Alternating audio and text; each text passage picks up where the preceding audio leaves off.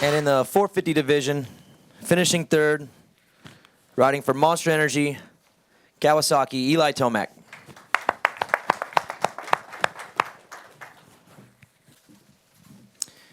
And in second, riding for Red Bull KTM, Marvin Musquin.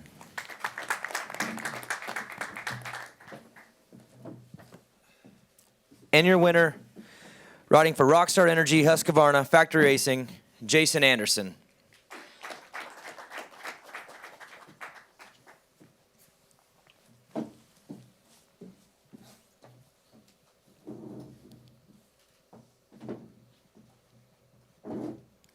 Congratulations, guys.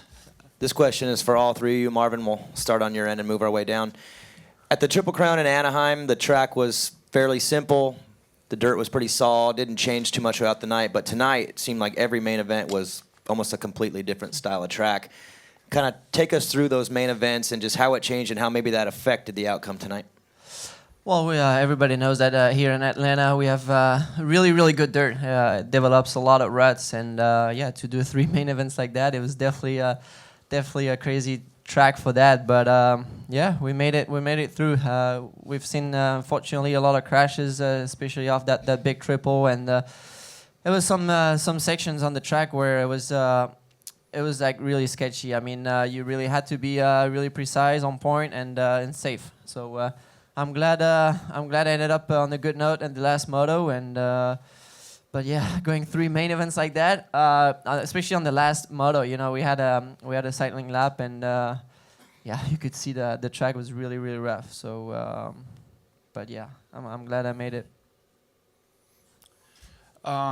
The West Coast one, you know, obviously Anaheim, I think the track was a little bit more, you know, more simple, and I think the racing was harder in a sense to where a lot of the other guys were just as fast as us, so it made it if you got a bad start, it was so hard to pass some of the guys because the track was a little bit more simple and dry. And tonight, I think the other element that we had was the track just broke down, and it was so rutted. You know, I think that last moto it was pretty insane, and you know, the far rhythm section was sketchy, and you know, the whole track in general, it was crazy how much it broke down, but it was a true East Coast track, that's for sure. Yeah, I mean, with these guys that just you know, broke down a little bit more each race, and you know, for us, we didn't quite get the starts tonight. You know, to be competitive, you know, that fifth really hurt us in that first moto there. So you know, that was a little bit of a bummer, but you know, it's racing, and you know, just glad to get through it healthy. You know, the 3 starts with all of us out there was pretty gnarly. So yeah, just like I said, glad to get through it. Could you guys just talk about that first race? It was crazy. You guys were passing each other almost every lap. Brayton ended up winning. Just give me the perspective, all 3 of you, of what was going on in that first race, because it looked like about 6 guys could win. Yeah, you know, I started behind Brayton and Christian, and you know, I felt like I was playing, you know, defensive and trying to pass him at the same time, because, you know, I have, you know, the 3 of the, you know, fastest guys that I've been racing against, you know, Eli, Marvin, and Baggett, and you know, they want to get by me and pass those 2, and I want to, you know, pass the guys in front of me, but the track was a little bit like heat race smooth, you know, and it's harder to, you know, pass them because I feel like they were riding good and attacking the track just as good as we were behind them. Well, I wasn't part of the battle in the first moto. I didn't get a good start, and but at one point I was by myself, and then I was able to catch the group, but it was not enough. I mean, I got Craig, but then I was behind Baggett and ended up 4th. So it was a little bit of a bummer because yeah, the battle up front, I felt like I had really good speed, but it was too late for me to get those guys. Yeah, I got close to to that second place pack and made a good run one time up the whoops, but then, you know, just like that, I went backwards. So I missed the triple in that next rhythm section, and then Marv got by me. You know, at one point I was looking in a really good spot, and I just got shot off the back and got a little bit tight. So, yeah, it didn't go the way I wanted it to go, but it's racing. Ben Bridges, Superstats. This question is for Jason Anderson. Congratulations on giving Husky their first win in Atlanta. You've now won the first race in the Mercedes-Benz Stadium. 58 starts, 7 wins. You're tied with Emig O'Mara and Vuillemin. you got the red plate. You're the only racer to be in the top 4 the whole year. What's your program and this consistency that has come into your racing this year? Yeah, I mean, as far as my program, absolutely nothing's changed. You know, I've always believed in, you know, what we've done, and I think the biggest thing for me right now is obviously, you know, my starts are better. You know, I'm putting myself in a better situation, and I think I'm being, you know, I think it's just experience, and you know, it's my 4th year in the class, and you know, I think I've learned a lot and somewhat progressed with the way, you know, my racecraft is, and you know, just putting myself in better situations. I think that's about it. Brad Gebhardt, Big MX Radio. Tomac, Eli, this is the one line that you had pretty much in your back pocket all day was that 3-3 in the one rhythm section. Where did you find that during the qualifying, and why were you able to basically uncork it whenever you wanted? I just did it early in practice, and I was just riding high on the berm and, you know, doing a seat bounce, and I just had it. I think the toughest time was maybe in the second moto. It was a little bit more blown out, but it was good. You know, I made some time there, made a few passes. Yeah, so it was a good one to have in the back pocket. You know, yeah, I just didn't start up front.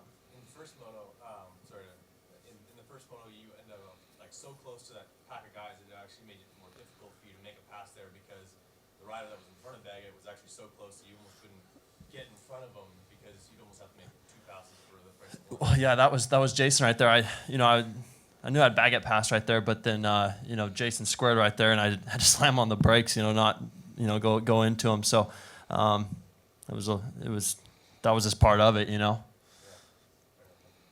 All right, David Eiser, DMXS Radio. Guys, that far rhythm section, I could not figure out, even in good conditions, what the fastest way was through that. So I can't imagine as it deteriorated, which was the fastest way. So each should talk about that. And then Eli, about your Sports Center-esque save you made on that back rhythm section. You can talk about that as well. Go for it. Yeah, I mean it. You know, I thought that, you know, the main line was to go triple out of the corner, then you triple onto the tabletop and off. So that was the line most of us were doing in the main there. You know, if you missed it, you'd lose quite a bit. But anyway, going to that last main, I overshot the off.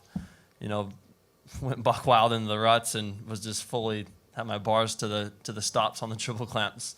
Should have went flying off the track, but saved it. I guess the only thing that saved me was momentum at that point. I don't know, it was pretty wild. Yeah, that whole rhythm section, obviously that was the fast line, but I mean, you laying on top of that thing, it's soft. It could like make your front wheel go one way. Sometimes you're going faster than what you think. It's the track was it would catch you off guard quick. Although like if we were pumped on it being tacky, it was also very sketchy at the same time at some points. Yeah, that was a good rhythm section. I mean, I thought it was gonna be maybe a different way to go over that, but obviously the 3 and 3 on the table was really fast, and I tried something else, but it was slower, and especially in the motos. But yeah, like they said, you know, going on that big tabletop and going off, yeah, I was every single lap I was making sure I was hitting that clean, because if you clip that off, then you have the next one right after, and it's rutted, and that was definitely tough. But you know, that's Supercross, man. Steve Guberson with Vital MX. They added time to the first main. From all three of you guys' perspective, did it make it a little less frantic? And how do you deal with the fast turnaround times between those mains? Well, especially today. I mean, going back to the pits, it was quite a long way. Yeah, especially they made us push the bike quite a bit today. I wish I could have ride my bike all the way back there, but anyway, it was okay. I mean, physically, I've been feeling good, so I was able to recover pretty well and get back at it, and feeling strong. So I'm happy. Definitely better than Anaheim 2. But yeah, the first moto was a little bit longer, but it's only 2 minutes. I don't think it changed much. I mean, much. Physically, I'm talking about. Then racing-wise, if you have to catch up on somebody, then it kind of help a little bit longer. Yeah, I think if you get a bad start in that first one, I think if you have an extra 2 laps and you can maybe get 1 or 2 guys, I think that would have at the first one been a lot more helpful to some of us that got bad starts. But and then the turnaround time, I didn't even go back to the pits. I just hung out down there all night. Yeah, it was better. Like these guys said, a couple extra laps. Helps you. Make passes if you can, or just get in the mix. So yeah, it's. I don't know. Personally, I'm not a fan of it, even though we won the first one. But yeah. Kristen Slack, Motocross Performance. This is for all three of you. Obviously, in a typical race format, you're running usually 2 gate drops, but one being a heat race, so you're not competing with the 22 fastest guys for 3 gate drops. How do you kind of prepare yourself mentally, and what changes for you that it's 3 main events up against the 22 fastest guys, all 3 gate drops? I guess that's the way it is. We have no choice, and just gotta go for it. Try your best right away. Obviously, yeah, it was not a heat race. It was right away a main, and all together. No, nothing really to say about it. It's you got no choice. You gotta do your best. The first weekend that in Anaheim that we had it, I think the first race honestly kind of caught me off guard. I definitely this weekend I felt like I did like a legit warm up. You know what I'm saying? And when I was at Anaheim, I was just doing kind of like, for me, I don't really do too much. But this weekend I definitely was ready for it.